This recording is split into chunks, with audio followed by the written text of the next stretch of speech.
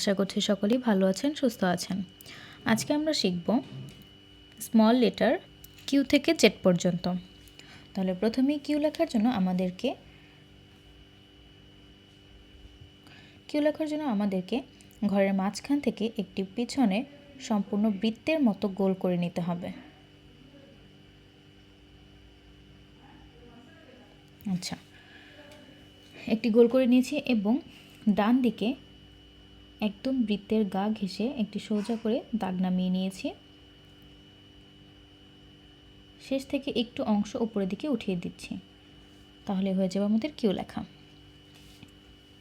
আর লেখার জন্য আমাদেরকে মাঝখানের ঘরের মধ্যে একটি ছোট করে দাগ দিয়ে নিচ্ছি এবং ঠিক এখানে উপর থেকে একটু নিচে, বেশি নিচে না বা মাঝখানেও না, একটু নিচে এখান থেকে উপরের দিকে একটি সোজা দাগ উঠিয়ে নিচ্ছি, তাহলে হয়ে যাবে আমাদের আর লেখা।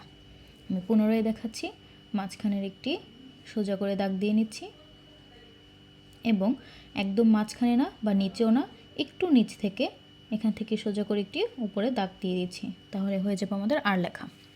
এস লেখার জন্য আমরা দুটো পদ্ধতি ব্যবহার করতে পারি। সেটা হচ্ছে ক্যাপিটাল লেটার এস এর মতো করে আমরা চিহ্ন দিয়ে নিতে পারি।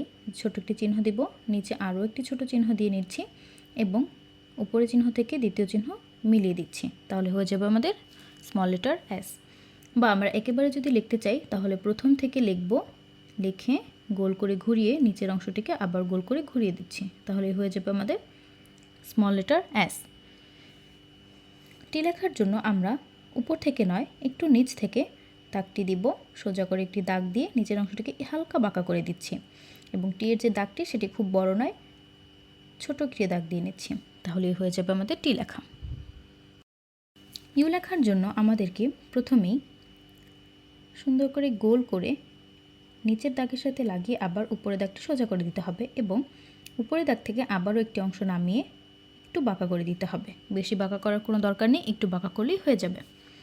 ভি লেখার জন্য ক্যাপিটাল লেটারের মতো একইভাবে মাঝখানের ঘরে একটি দাগ দিয়ে নিচ্ছি এবং সেখান থেকে উপরের দিকে আরেকটি দাগ দিয়ে নিচ্ছি, তাহলেই হয়ে যাবে আমাদের ভি লেখা।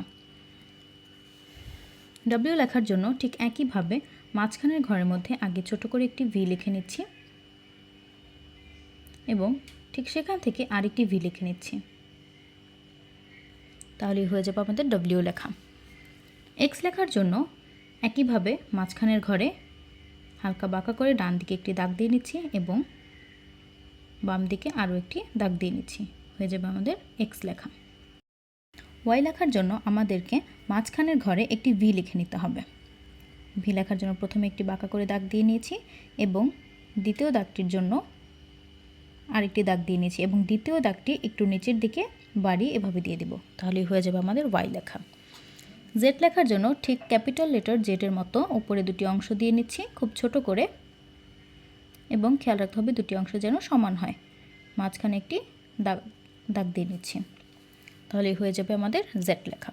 তাহলে আজকে এই পর্যন্তই। আশা করছি সকলে ভালো থাকবেন, সুস্থ থাকবেন। আল্লাহ হাফেজ।